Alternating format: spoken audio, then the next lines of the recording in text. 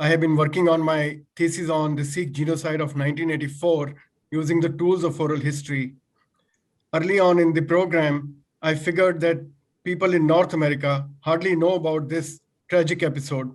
So let me give you a quick snapshot of what happened back in the day. On 31st October 1984, India's Prime Minister, Mrs. Indira Gandhi, was killed by her Sikh bodyguards. This followed her ordering the Indian army to storm the most sacred shrine of the Sikhs, the Golden Temple in Amritsar, to take out a rustic preacher who had become a renegade. The army operation badly damaged the Golden Temple complex and hurt Sikh religious sentiments across the globe, and they vowed to take revenge. I personally consider Mrs. Gandhi's assassination by her bodyguards as an act of treachery. But what followed was worse.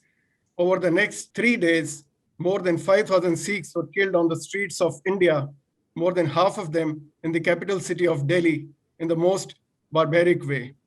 36 years later, the families of the survivors are still struggling to secure justice and have a life of dignity. The questions I've addressed in my thesis are: one, was the violence against the Sikhs a genocide? The finding is yes. I've used the tools of the definition and parameters of United Nations to test my contention. Was the violence against Sikhs organized? The finding is yes.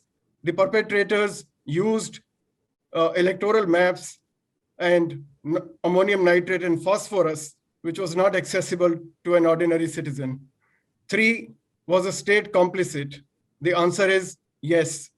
The new Prime Minister of India, in fact, endorsed the violence and said, when a big tree falls, the earth does shake a little. He did not agree to an inquiry into the violence until July of 1985. Congress party's leaders and ministers led the mobs everywhere.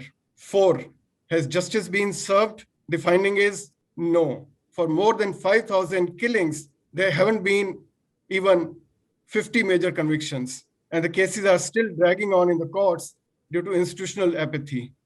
5, should the world pay attention? The answer is an emphatic yes, if we believe in civilized living, accountability in a democracy and rule of law, and we want to discourage medieval justice. Thank you.